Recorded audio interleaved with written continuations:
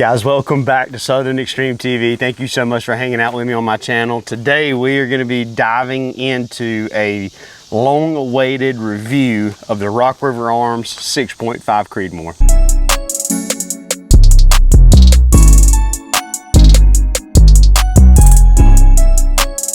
So if y'all have kept up with the channel on the predator hunting side, you know that I have been running the Rock River Arms 243 for several years. Really up until last year, I made a transition over to Night Stalker Precision 6.5 Creedmoor. When I first started running the 243 from Rock River Arms, we had really good success with that rifle. And we were able to get a 6.5 Creedmoor with the 24-inch barrel here. And this is the gun that you have seen Guffey running over probably the last 4 to 5 years. And we have had some fantastic success out of this rifle. And I just want to kind of do a deep dive into it, tell y'all my opinions, the goods, the bads, what I don't like about it, what I do like about it. And it's very firsthand knowledge because I've been in the field with this rifle. I've seen Guffey using it. I've seen what it's capable of doing.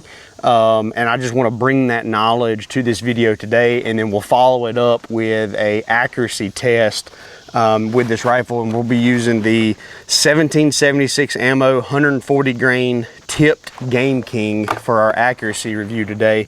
But I want to talk about the reliability of this rifle. If you've kept up and you've seen the previous Rock River Arms review that I did on my 243, one of the negatives that I brought up was the fact that it doesn't have an adjustable gas block. So when you run a suppressed firearm that does not have an adjustable gas block, sometimes you can have an over-gassed rifle. And what that will lead to is it could lead to potential damage of your buttstock and your spring and your weight, and it also can cause some pretty hefty jams, stovepipe jams, because the action is working so much faster than what it can eject that spent brass out of. And I ran into that issue pretty heavily out of my 243, but I will say this gun is the exact same gun as my 243. This one just has the 24-inch barrel versus the 20-inch barrel that I have with my 243. But Guffey, in the 4 to 5 years that he's been running this gun, even without an adjustable gas block, this gun has not jammed a single time on him, which is fantastic in my opinion. That's a really awesome thing to be able to note on here. Now, I want to talk about Rock River Arms and what they are starting to do. It is my knowledge they are starting to ship all of their firearms and all of their complete upper assemblies with adjustable gas blocks, because the shooting sport and the shooting industry is transitioning so well to the suppressed market that it's almost abstract now to see a firearm that does not have an adjustable gas block where you can tune that gas to the specific suppressor that you have. So I think Rock River is starting to adapt to that, and the last that I heard, all of the newer uppers, I'm going to say within the last year to year and a half, and firearms that they're producing and manufacturing are coming with adjustable gas blocks. So that's a very big deal. You get the reliability, the accuracy, and the quality build from Rock River, but now you get that adjustability from the adjustable gas block, so you can run different suppressors. That's a big deal. That's the only negative that I really have about this rifle, is the non-adjustable gas block that comes on it. The trigger, the barrel, the fit, finish, and feel of this rifle is absolutely fantastic. There's just a very big difference in this rifle and the other rifles that are in that same kind of price range ballpark. So for a gun that's going to be a sub $2,000 gun, this is a great mid-ground in my opinion, from a not fully custom AR where you're going to be spending anywhere from $2,500 to $3,500 on a rifle, but it's a little bit nicer than what you would be getting from, let's say, a Palmetto State Armory at an $800 to a $900 price point.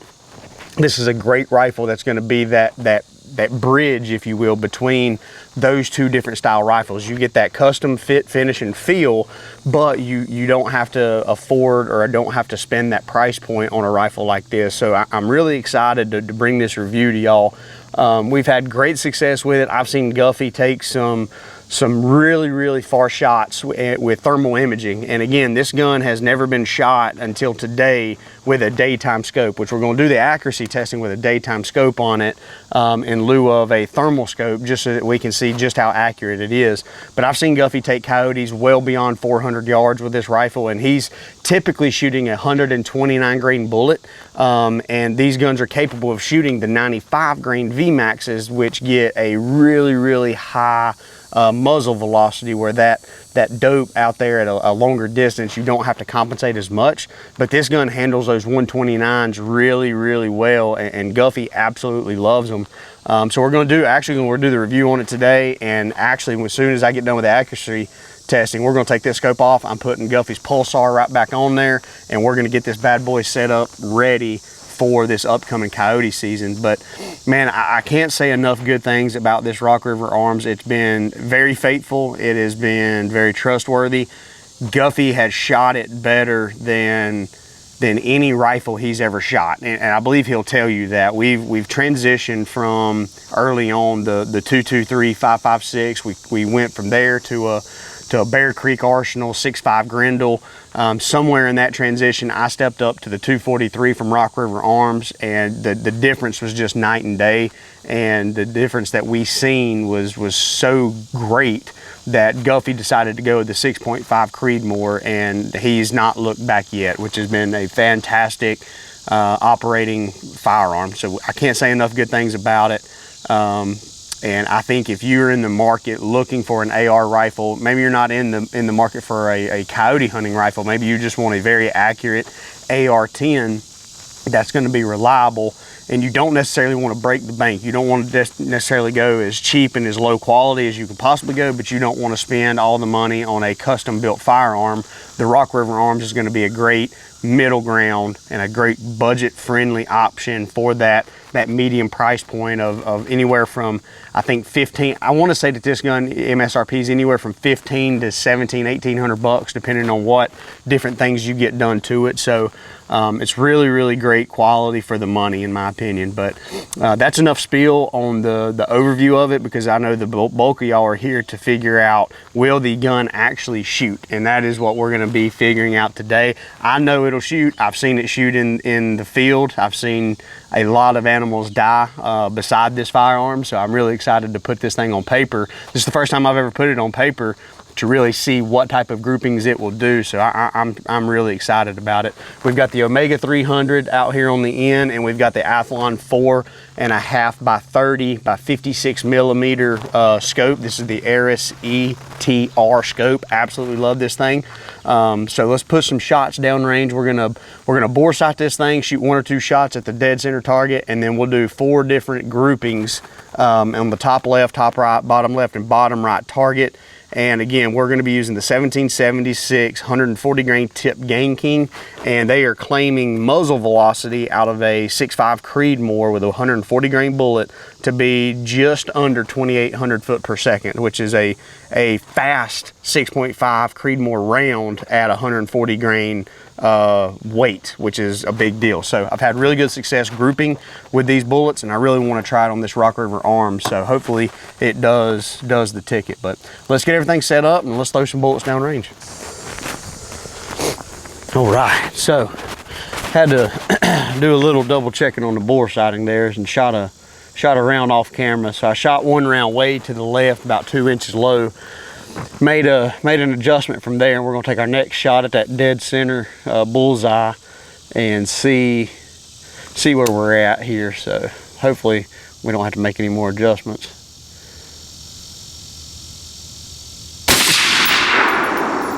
Okay, so it looks like we may need to go a little more up.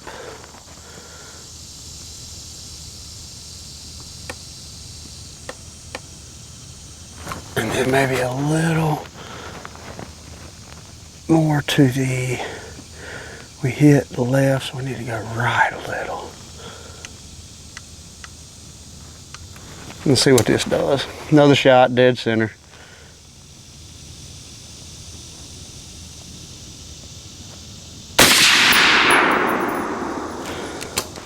All right, I can live with that. Might have to take some micro adjustments to get it dead nuts, but we're just going for accuracy test right now. So we're not necessarily aiming for dead center. I mean, we're aiming for dead center bullseye, but if we don't hit dead center of bullseye, that's okay. We're just mainly seeing what these groupings will do. So let's go ahead, try to get situated here. All right, so we're gonna go top left corner. I'm gonna do a 3-shot group and see what we can get.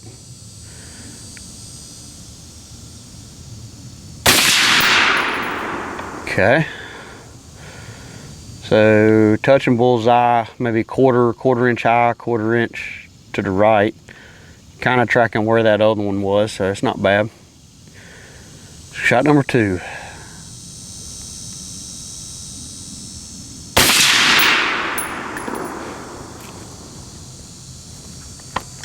Okay.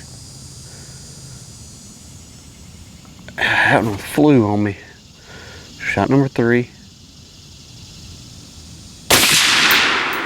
There we go. I'm gonna shoot one more there, guys, because I think that one that's to the right, I may have muffed it.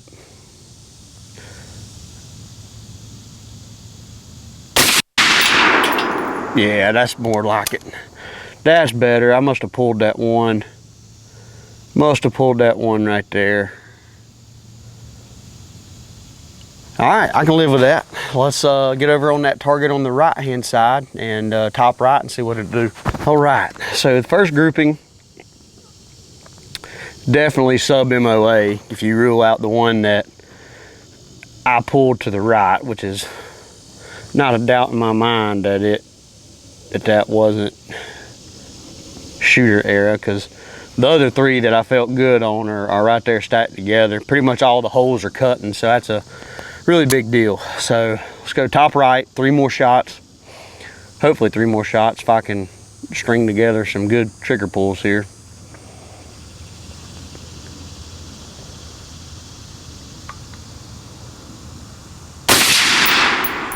Okay. So yeah, we're trending on that top left or top right edge of the bullseye, which is okay. We could, if we were really going to leave this scope on there, we would make those micro adjustments to get it dialed in. We're just mainly shooting groups right now, so I'm not going to touch anything.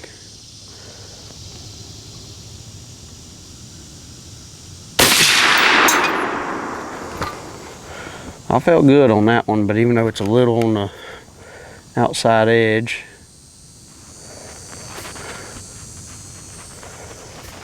All right, shot number 3.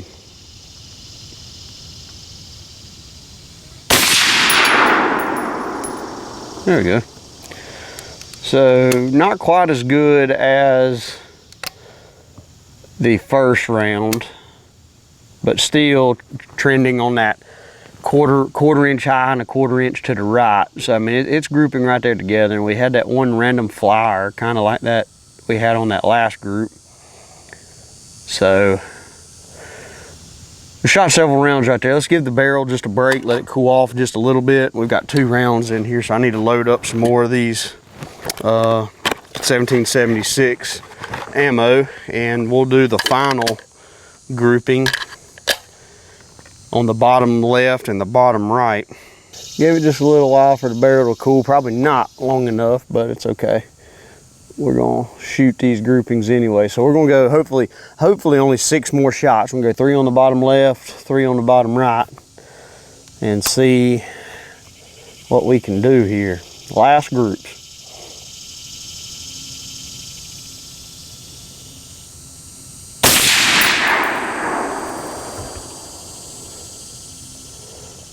So still high and right, but that's okay. It's where all of them's tracking.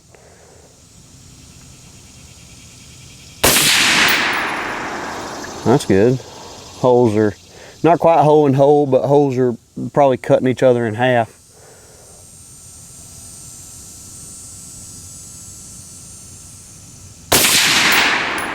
There we go. Good job, Blake. Way to not screw it up. Heck yeah. So all right there. Getting a little bit of a mirage in the scope. That old hush hush can on the front's getting a little steamy. But I think we can rep out 3 more on the bottom right.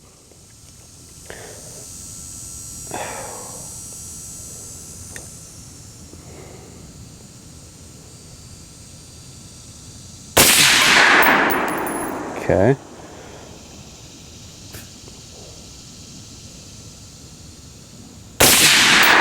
Ow, rushed that. God, rushed that. Stupid. Settle in, settle in. If this one's good with that first one, we're gonna shoot a fourth one.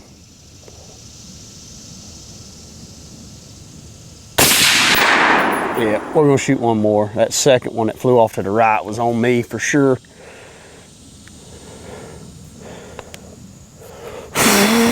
Trying to get this mirage to go away. Getting kind of hard to see down there, fellas. God, come on. The scope's so close to the rail. There we go. One more shot.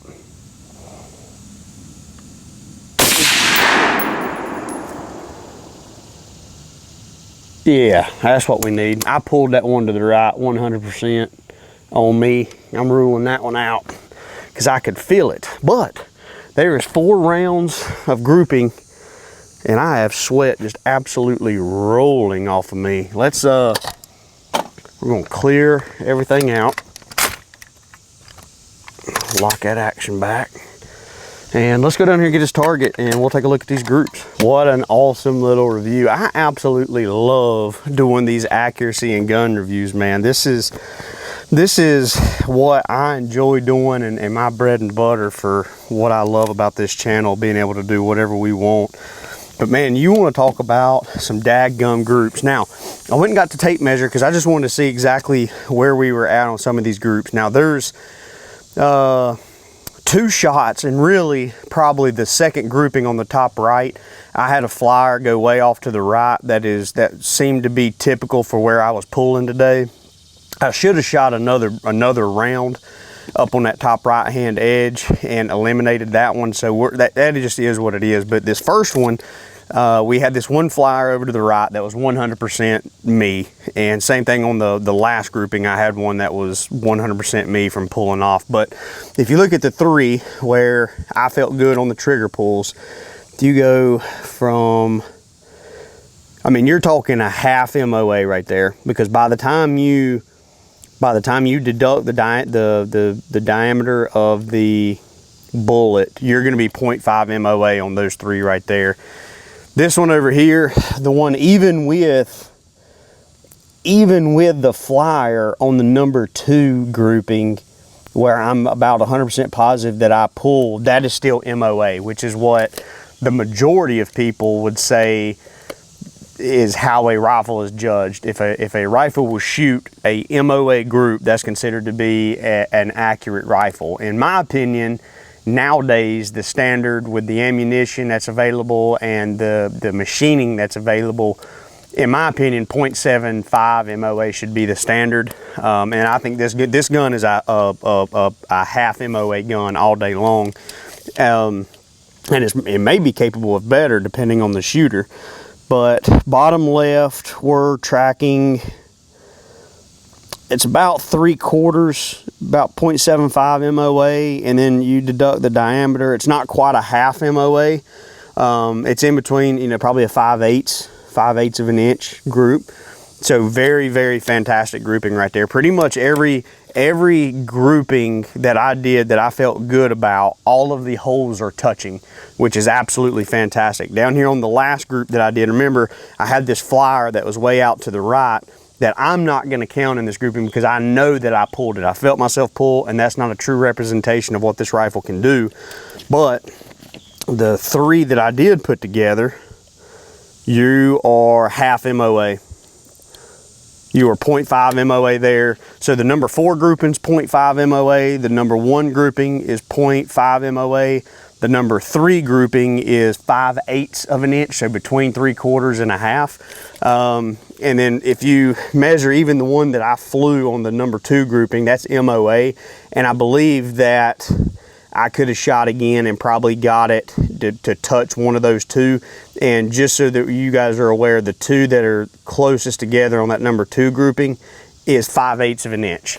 So this gun is consistently around that half MOA to 5/8 of an inch, which is absolutely fantastic. I would say that this gun absolutely loves the 1776 140 grain bullets from loaded with the Sierra tipped Game King, which I've never hunted with this round. And seeing how well Guffey's 6.5 Creedmoor likes it, I might have to give it a shot and give it a try. But what a cool little video. Hopefully y'all enjoyed today's video as much as I did. If y'all are in the market looking for a reliable AR-10 platform that is a very good value for the money, it's not going to cost you, you know, everything you got, but it's going to be a little bit more expensive than your higher end Palmetto State Armory sabers. I think that the Rock River Arms is a fantastic way to go. I think you get really great accuracy. I think you get a lot of features with the rifle, and I think you get a lot of bang for your buck. So I've been super impressed with this rifle since we've been running the 243 and the 6.5 Creedmoor over the last 4 to 5 years. Guffey, I know, absolutely loves this gun, hands down. He's got her nickname Old Heavy, just because I'm running the full carbon fiber rig right now from Night Stalker Precision, so my gun's a lot lighter than this gun is. So we always joke around about how heavy the gun is, even though it's really not that heavy to be a 24-inch barreled gun. And to talk about the weight, I personally like a little bit heavier of a rifle when I'm coyote hunting, mainly because it's easier to hold steady. If you guys have been in the woods or if you've done any type of shooting, you know that the lighter the rifle gets, the harder it is to hold it steady. And to me, this is a really good bridge between, it's not a bull barrel, so you get to save a little weight there. It's fluted all the way down, so they do a good job of mitigating the weight on a full metal build with a 24-inch barrel.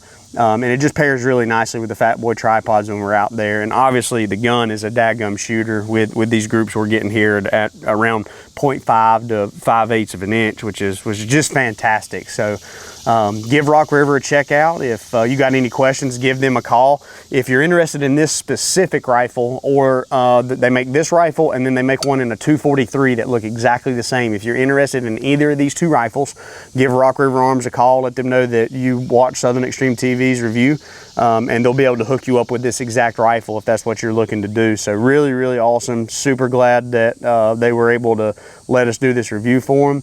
And I appreciate y'all hanging out with me on my channel. If you are new to Southern Extreme TV, hit that subscribe button, because we're trying to grow this thing to 100,000 subs, and every click gets me just a little bit closer to that goal. But until next time, I'll see you guys on the next episode.